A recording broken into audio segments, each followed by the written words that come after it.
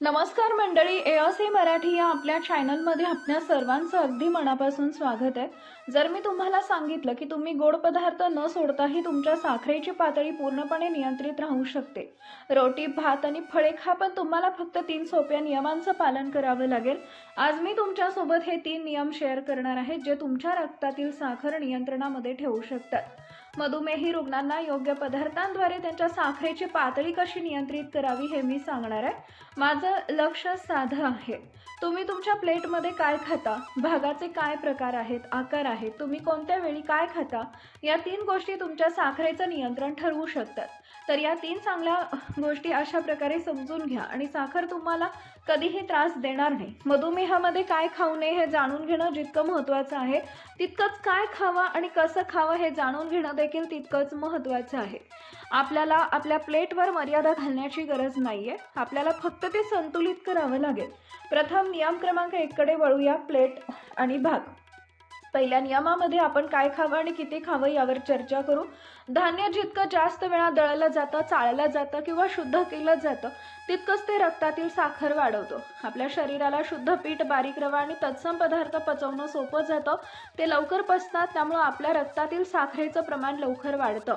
याउलट जेव्हा तुम्ही संपूर्ण अन्न किंवा कमी शुद्ध केलेलं अन्न जसं की संपूर्ण गव्हाचं पीठ, दलिया, बार्ली किंवा ओट्स खाता, तेव्हा त्यात जास्त फायबर असते, त्यामुळे पचन मंदावतं आणि साखर रक्तप्रवाहामध्ये हळूहळू प्रवेश करतं। त्यामुळे आपल्या शरीराला रक्तातील साखर नियंत्रित करणं तुलनेनं सोपं होतं। आता व्यावहारिकदृष्ट्या जर तुम्ही घरी रोटी बनवत असाल तर संपूर्ण गव्हाचं पीठ वापरून पहा। शक्य असल्यास फायबरचं प्रमाण वाढवण्यासाठी कोंडा घाला। पर्यायीरित्या तुम्ही तुमच्या जेवणात बाजरीचं पीठही घालू शकता, जसे की रागीचं पीठ, बाजरीचं पीठ, बार्लीचं पीठ। जर तुम्हाला उपमा आवडत असेल तर रव्याऐवजी तुम्ही लापशी सुद्धा वापरून पाहू शकता आणि तांदूळ पूर्णपणे टाळू नका। एकतर सर्वात प्रथम तांदूळ उकळवा आणि पाणी काढून टाका, किंवा लांब धान्याचा बासमती तांदूळ आणि चांगल्या दर्जाचा बासमती तांदूळ वापरा।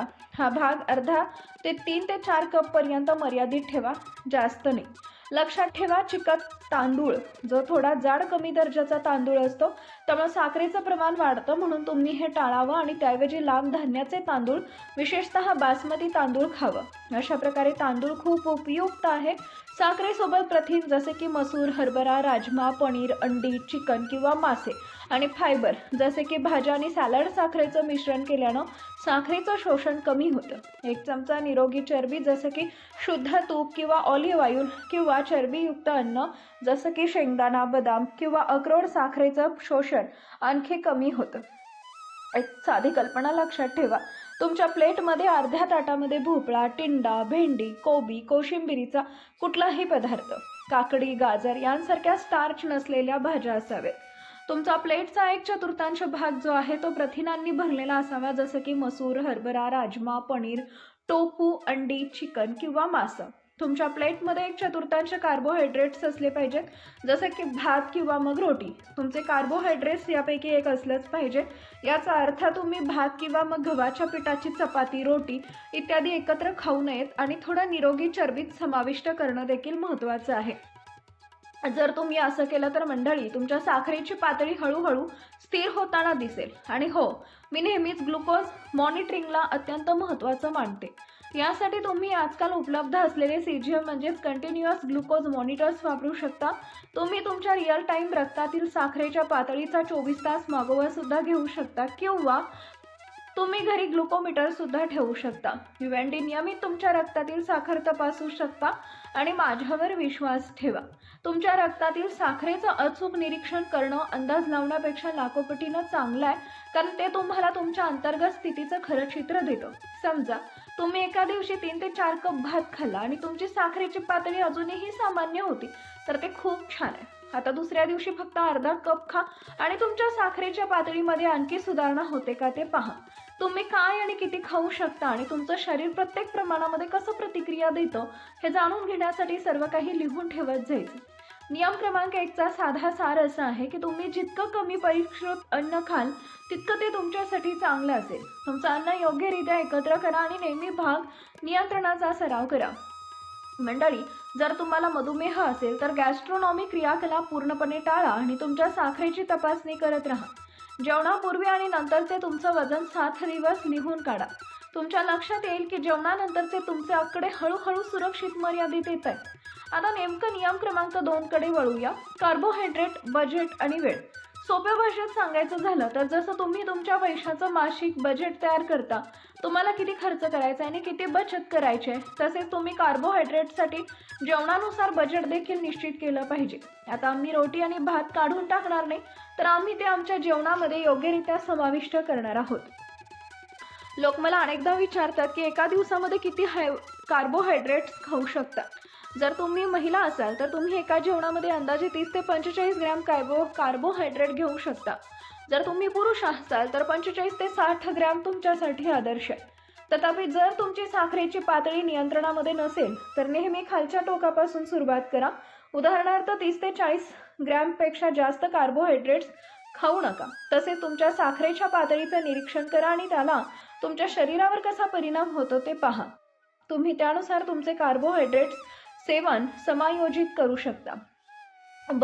जर तुम्हाला खात्री नसेल की एखाद्या विशिष्ट अन्नामध्ये किती कार्बोहायड्रेट्स आहेत, तर मी काही मूलभूत गोष्टी स्पष्ट सांगते. कृपया हे लक्षात घ्या की एक महत्त्वाची माहिती आहे. सर्वात प्रथम, एका मध्यम आकाराच्या फुलक्यांमध्ये किंवा रोटींमध्ये अंदाजे 15 ते 18 ग्रॅम कार्बोहायड्रेट असतात.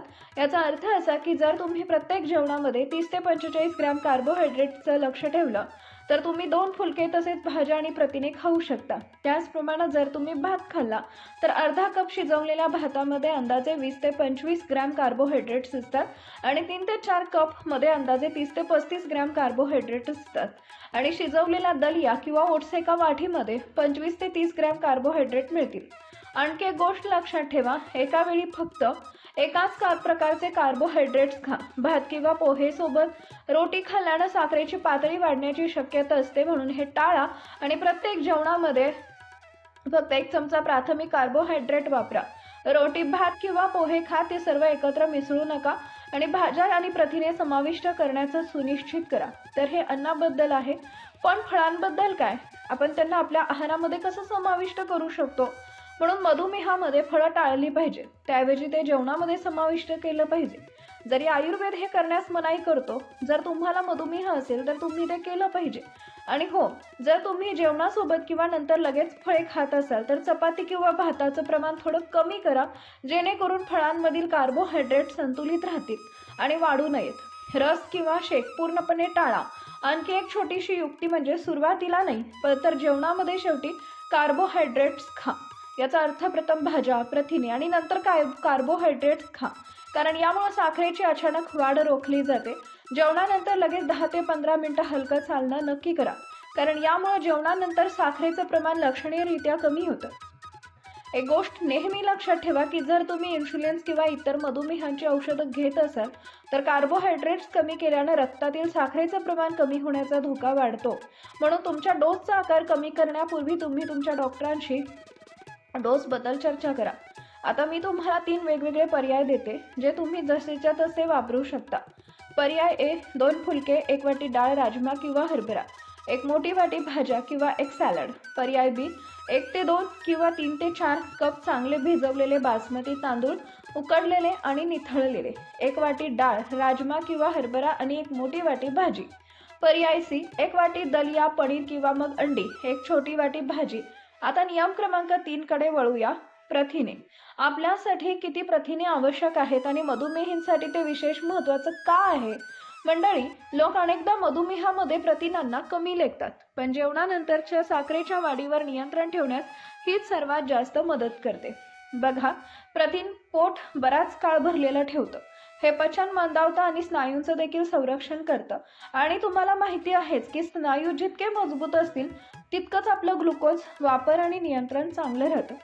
एका सरासरी व्यक्तीनं दररोज प्रति किलोग्रॅम शरीराच्या वजनासाठी किमान 1 ते 2 ग्रॅम प्रथिनं सेवन करावीत. याचा अर्थ जर तुमचं वजन 60 किलो असेल तर तुम्ही दररोज किमान 60 ते 72 ग्रॅम प्रथिने सेवन केली पाहिजे. आणि ते सेवन करण्याचा सर्वोत्तम मार्ग म्हणजे ते जेवणामध्ये समान प्रमाणामध्ये विभागणं. आता आपण दररोज किती प्रथिने घेत आहोत याची गणना कशी कराल? यासाठी लक्षात ठेवा, एका अंड्यामध्ये तुम्हाला 6 ग्रॅम प्रथिने मिळतील.